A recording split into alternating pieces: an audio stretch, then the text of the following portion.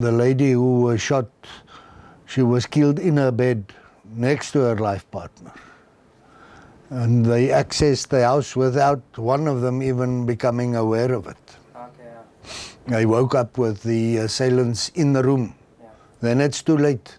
Yeah, so tourists could be a little bit too relaxed to Yeah. crime wave down here. And of course, I think generally speaking, tourists might be going to areas where normally we would not go after dark or something like that. Okay, yeah. But the vulnerability of people in the rural area is of concern. Yeah. Why do you think it is that? Why tourists is not taking this precaution that you should? I think on the one hand, it might be that the threat is underestimated. On the other hand, I think we are seeing tourists being targeted in a different way. Because we've had quite a few incidents of tourists arriving by air at Oliver Tambo International in Johannesburg. And then they are followed to their guest house. Yeah. And they are attacked at the guest house or en route, which means that within the system, within the airport, there might be somebody who's involved in either checking the baggage or that's got some inside information to say these guys have got a lot of cash with them, or cameras or computers, laptop computers or whatever the case might be. Because a lot of the stuff that is normally stolen are stuff that could easily be exchanged for money. And how would you say that the crimes against tourists and, for instance, born Africans separates?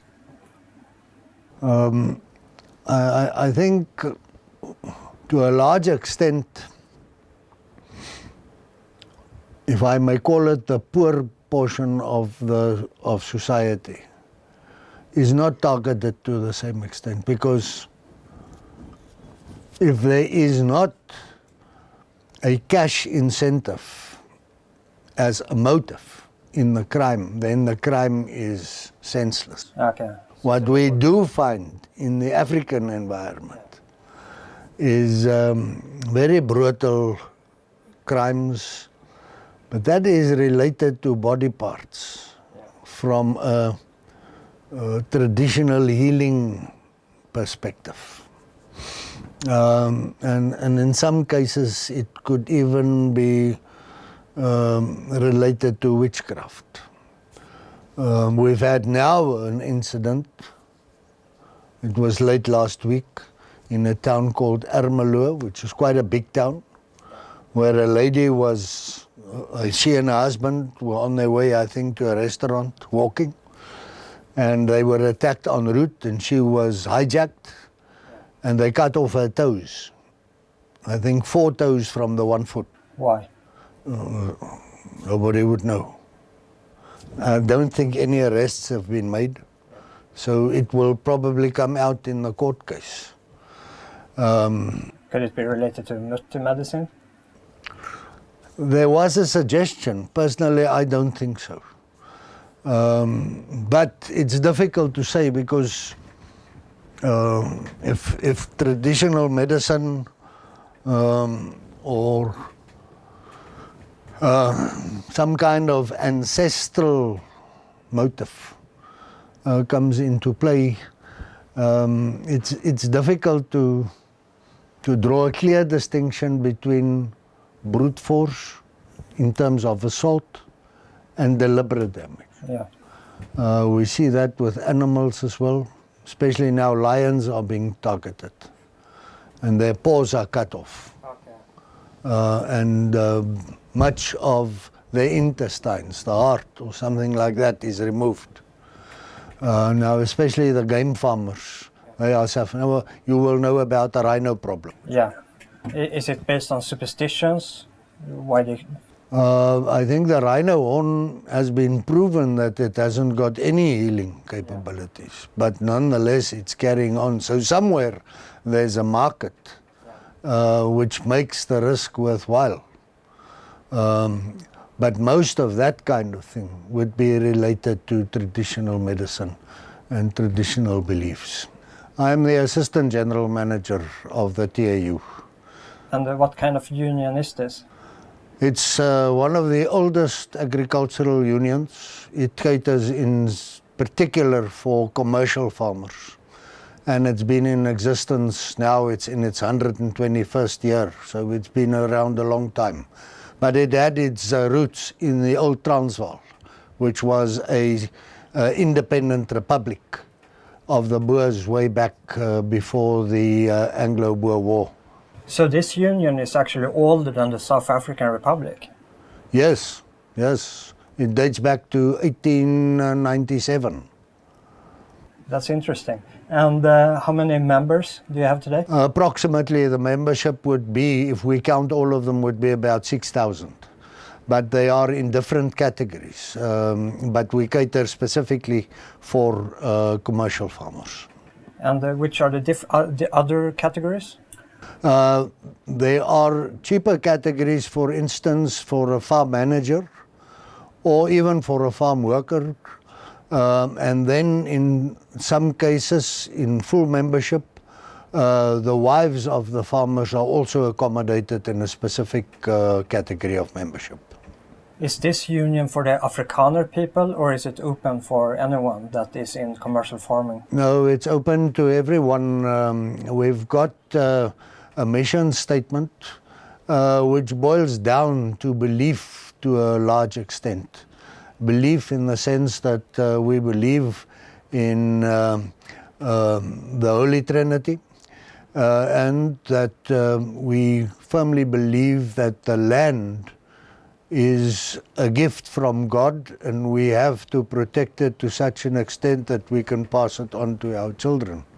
So your union is rooted into Christian tradition?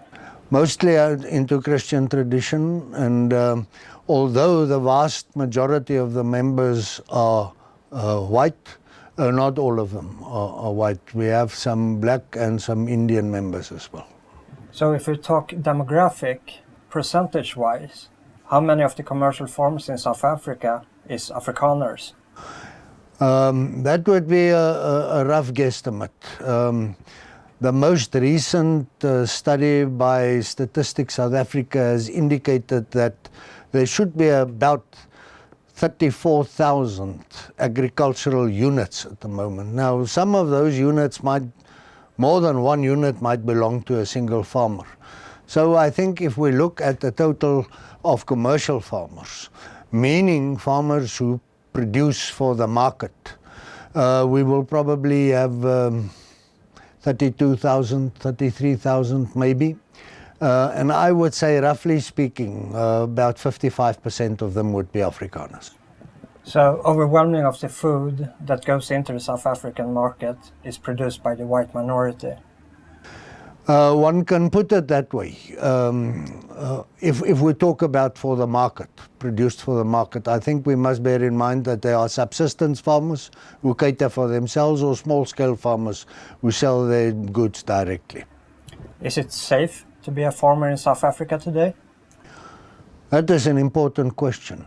A researcher from the Institute of Security Studies, based on statistics of 2014, has determined that the average murder ratio in South Africa in 2014 was 33 per 100,000. He also utilized the official statistics from the police service to determine what the ratio of police members being killed in the execution of their duty was, and that was 55. If we really look at farmers, not their family members, only farmers who were murdered in that same year, it rose to 136. And if you were to include the family members? If the family members are included, from the statistics at my disposal, about 85% of all murders were either the farmer or the direct family members of the farmer living with him on the farm. So in South Africa, one farmer is killed every third day? Approximately. If we look at the statistics, generally speaking, we see murder about at a rate of in the late 70s, 80s. If I look at last year, for an example, in 2017, we had 82 murders in the year. And the statistics that you're looking at, is that based on the membership of your union? No, this is all cases that is reported to us. I must emphasize that these statistics are not official statistics. The police, who used to keep separate statistics of violent crimes on farms, ceased to make those statistics available for public consumption at about 2006, 2007, which meant that we were forced to compile our own statistics. And at the moment we've got a database going back to the 1st of January 1990, which we have compiled per province. There are 9 provinces in the country, per province per year. And the total murders over that period at the moment is 1,939 murders. Why do the government officials hide these numbers? I think they've included it in the total murders of the country because in their vocabulary they do not separate murdered victims per category, if you may call it that. However, we are of the opinion, and based on the ratios which I have mentioned, that the issue of violent crimes on farms is so unique that it should be addressed. Currently, and since 1998, farm murders are regarded as a national priority crime by the police. And because it's a national priority crime, I would argue that based on that reality, the real and reported figure should be made available. If I look at our figures, I am inclined to say that I think our murder figure is quite accurate, at least 96% accurate. The attack figure, that is the figure and it includes murders, but it also includes assault and rape and robbery and that kind of crime. Is relatively conservative because not all cases are reported in the media, and therefore we are totally dependent on what we pick up in the media or what is reported to us. Why are these farms attacked? It's difficult. Officially, the motive for such an attack would be robbery. But the fact of the matter is that if you really analyze the victims, it is predominantly the farmer who is being murdered. And therefore there's a very strong perception that there is a relationship between these attacks and the land issue. Because the land issue has been a burning issue right from 1994. What is the land issue? It is said that the white people stole the land. We have gone through an exercise in 2017 offering a reward of 100,000 rand to anybody who could prove that their land was stolen. And we did not get a single application for that reward. I think one must realize that the history of South Africa has gone through different phases. I have mentioned that this union is 120 years old, which means that its establishment was in the old Republic of Transvaal, which was a internationally recognized republic, Boer republic at the time, similar to the Free State. There were then Transvaal laws applied to this part of the world. Then the Union of South Africa came into being in 1910. Not to talk about the times before that when the British and the Dutch and everybody had a say in the government of South Africa. But the widely perceived perception out there is, and which is kept alive for ideological purposes, I believe, is that most of the land would belong to the blacks of this country. How do you yourself identify? Do you identify as an Afrikaner or a South African or a European descendant? I think my descendants came to the Cape Town in 1690. So I'm an Afrikaner. I was born in the Free State and I regard myself as an Afrikaner. So this is basically your home? Yes, I haven't got anywhere else to go. I feel at home in the Free State, but at the moment I'm working in Gauteng.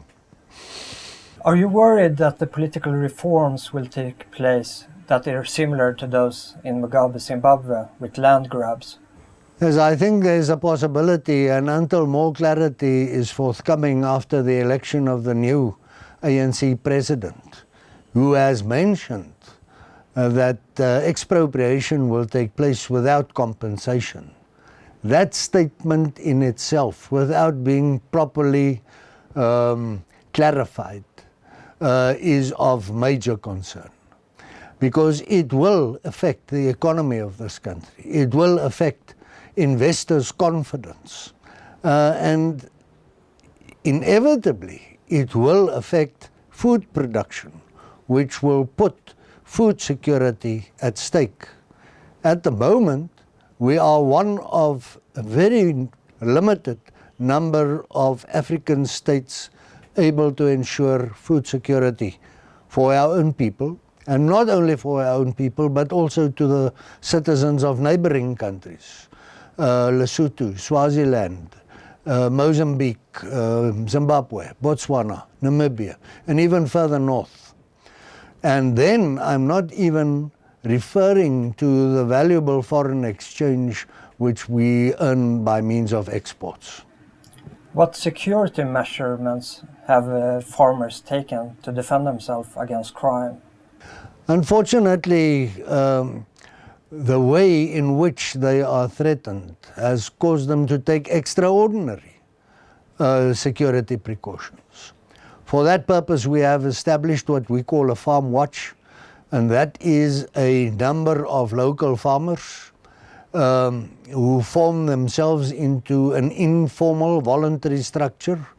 We do our best to train those people to be responsible firearm owners, to be able to use those firearms in case of self-defense, but also to take the necessary safety and security precautions to such an extent that it will provide them with the longest possible warning time that something unnatural is in the process of developing.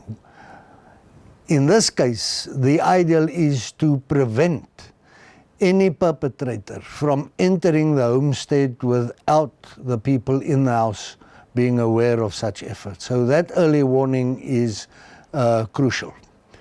Not only that, but effective communication, because in the rural areas, your neighbor is your closest base of support for help should it be required.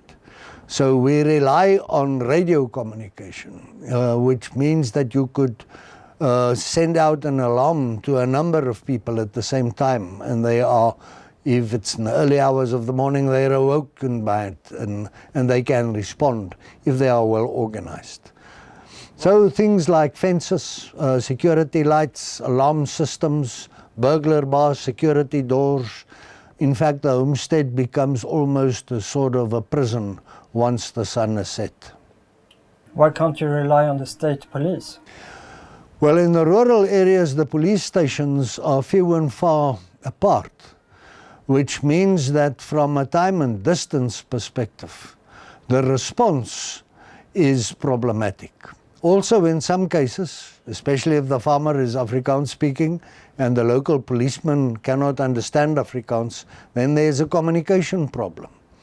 Or even though the crime has been regarded as a national priority crime, the logistics available to the police at that police station, I'm talking about vehicles, radios, personnel, might not be sufficient to act effectively. We've had cases where a farmer was confronted by 13 assailants, all armed, with assault rifles. Now, in military terms, 13 people, all armed with assault rifles, are almost half a platoon. And if that is what an individual farmer has to confront, it just gives you an idea of how the deck is stacked against them. That would indicate that the farm attacks are somewhat organized. Well, I think we must accept that in terms of available intelligence, meaning what is the routine of the farmer, what is the inside layout of the house, where is the safe, where's the safe keys, when does the farmer go to the bank to draw money, all those factors are available to the attackers, because it sometimes becomes very evident that they have good information as to when, for an example, the farmer has drawn money to pay his workers. How does this great uncertainty and all this security measurement affect the family life on the farm? It's very difficult because where the life on a farm used to be an idyllic experience, and I can remember that from my childhood, all of a sudden it has become exactly the opposite. It is quite evident from the available statistics that most of the crimes are concentrated in the northern provinces. In comparison with the Eastern Cape, the Western Cape, and the Northern Cape further south and to the west, it is quite evident that most of these attacks take place in the areas to the north of the country, where we find ourselves. So that idyllic farm life has changed into, when the sun rises, making very sure that everything is in order. And for most farmers who have to go out there to the lands, leaving their family, wife and children behind, it also means that they have to be aware of potential threats and be able to handle it should it be necessary. You have also been in contact with the Human Rights Committee. Yes, the Human Rights Commission in South Africa launched a variety of public hearings. The first, to the best of my knowledge, delivered their report in 2003. We were specifically asked during the last session of the Human Rights Commission in, I think it was 2015, to deliver a report and to give evidence. In that request, there were specific questions pertaining to the efficiency of police action. And to a large extent, I think the bottom line is that if one accepts that you are talking about a crime against a group of people who has been declared a national priority, we do not really see at police station level out there in the rural areas that it is being treated accordingly. Is this really a human rights question? I asked myself, what more grave form of a human rights violation could exist other than to murder a person, or to torture a person, or to injure a person to such an extent that they cannot function properly. And now I'm not even talking about the traumatic consequences on the psychology of life out there. Where do you see the future of the farmers here in South Africa for the next 10 years? Well, I think we have a duty to ensure that there is food on the table for every citizen in this country. We also believe that food has no color, so the farmers produce for the consumers out there. Some of them are very fortunate in having a 3 or a 5-course meal. Others should be or have no option but to be satisfied with a bowl of maize meal. But fact of the matter is, without food, a country cannot live. If we look at the global picture, we are far removed from all the countries who produce excess volumes of food. So to import it, it is not going to be a cost-effective exercise. Therefore, I think the time has come for the government to recognize that the food security which the commercial farmers are ensuring is in fact a national strategic value.